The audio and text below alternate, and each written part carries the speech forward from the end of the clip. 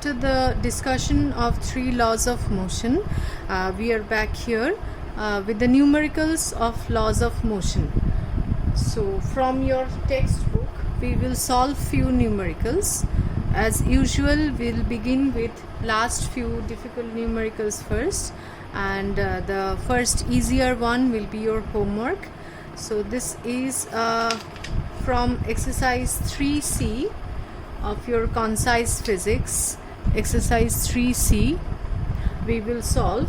Let us start with the last numerical. In my book it's written as question number marked as question number 14. So laws of motion, this is from the second law of motion. So we have our two basic equations, F is equal to m into a, and the most fundamental one is F is equal to del p by del t. Okay, now question number 14.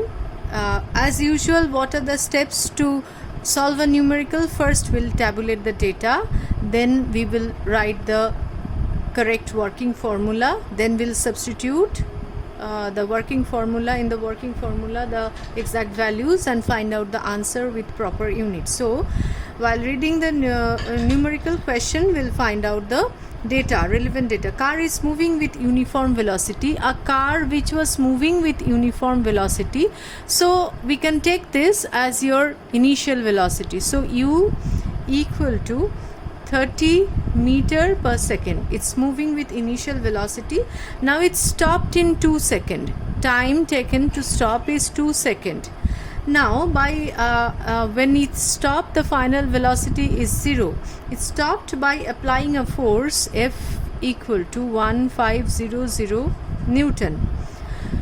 So find out, first question here is find out the change in momentum. So which equation to use, this one or this one? We need to find out the change in momentum. Time is given, delta t or t you may say is given. So force is also given. Just you have to keep these equations in your mind and solve the equation. So here we need del p, so we'll use this equation and we can write del p by del t equal to F, and from this del p equal to F into del t. So we have change in momentum equal to 1500. Now we are substituting. In the intermediate step we will not write the unit, into 2, and we get 3000. What is the unit of change in momentum? Kg meter per second. Okay, now the next part of the question says we found out the momentum. Now the next part of the question says what is the retardation produced in the car. So we have u v t. So which equation to use? Now in the second case, the equation to be used here is a equal to v minus u by t.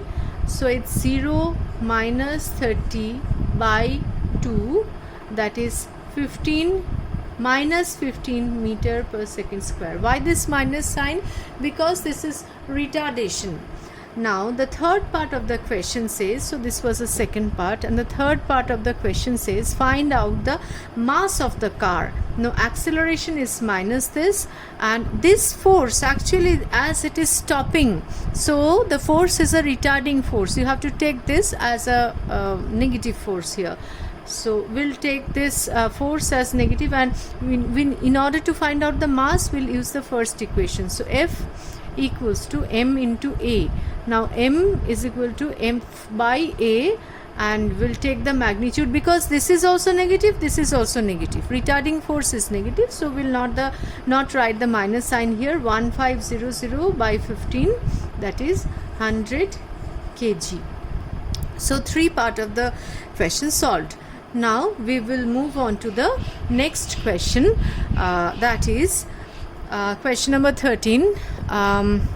A force causes an acceleration of 10 meter. A1, I'm writing it. Why A1 you will come to know later on. A1 is equal to 10 meter per second square, and body of mass, in a body of mass M1 equal to 500 gram, that is 0.5 kg, and what acceleration will be caused by the same force? What is the force here? F is equal to m1 into a1, that is 10 into 0.5 equal to 5 Newton. So this force is 5 Newton. If the same force is applied, F is equal to 5 Newton, on a mass of 5 kg, m2 is 5 kg, what will be the acceleration now? Here we'll apply F is equal to m2 a2.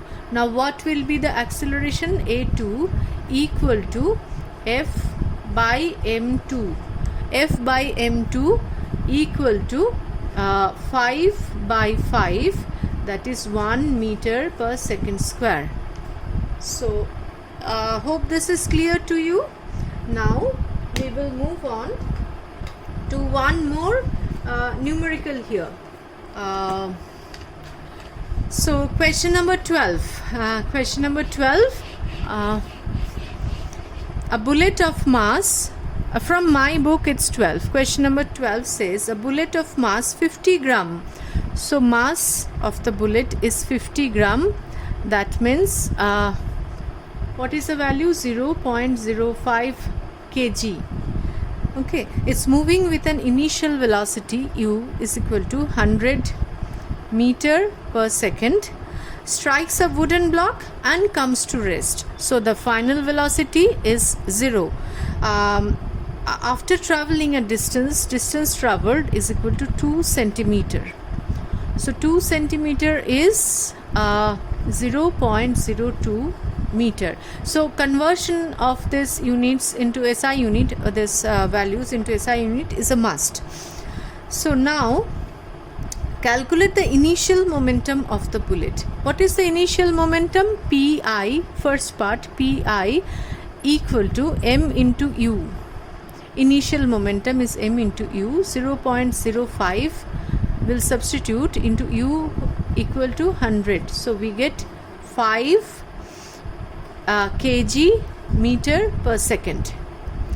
The second part asked, what is the final momentum of the bullet? Clearly the final velocity is 0, so the final momentum P, so let me write the second answer, Pf equal to 0, because the final velocity is 0. And now the third question is, what is the retardation caused by the wooden block? So to find out the retardation, we have these three data. So let us go back to the first chapter, the equations of motions. So which equation you can use to find out the retardation? We will use the equation v square is equal to u square plus 2as. So this equation we are going to use.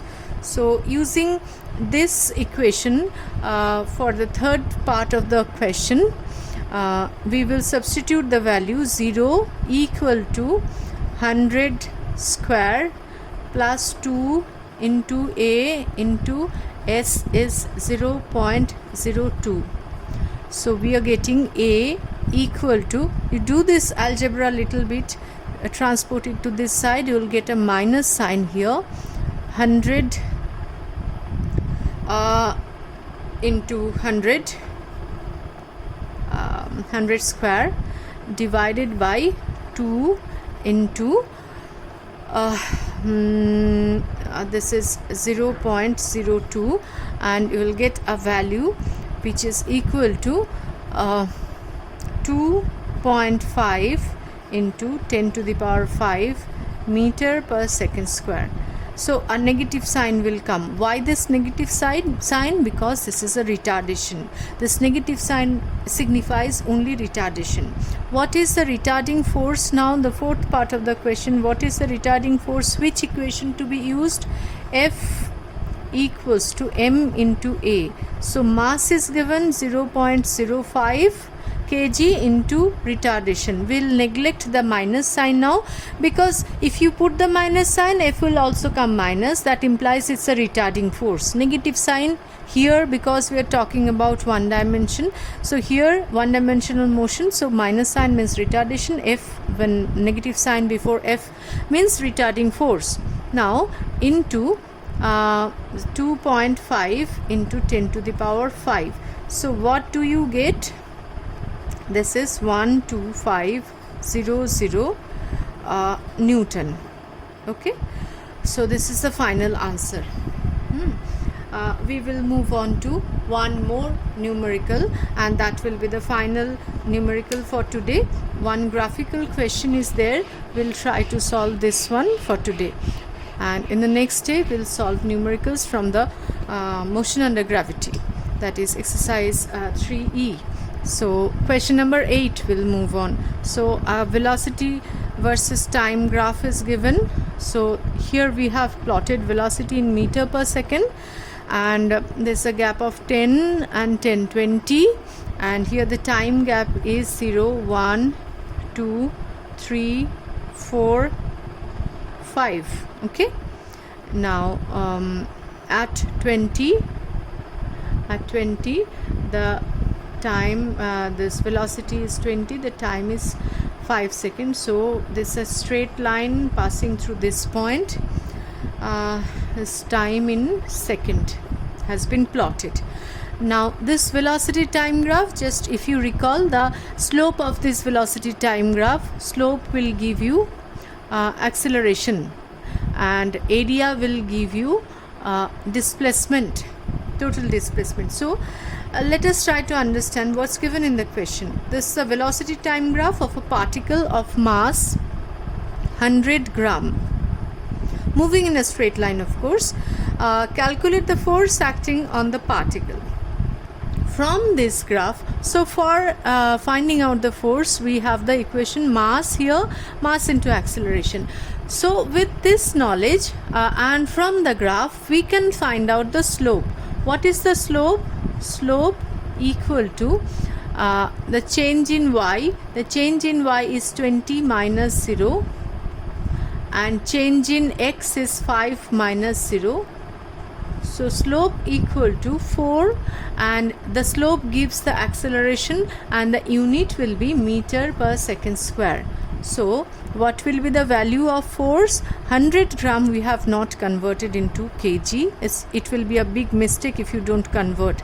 So 0.1 kg. So mass equal to 0.1 into 4. So what is the force? 0.4. And what will be the unit? Newton. So without unit, your answer will be incomplete. So the final answer is force equal to 0.4 Newton. That's all for today. And then tomorrow, or maybe in the next class, we'll discuss numericals from the motion under gravity, and next class we'll move on to a new chapter. Let's see which chapter. Bye for today.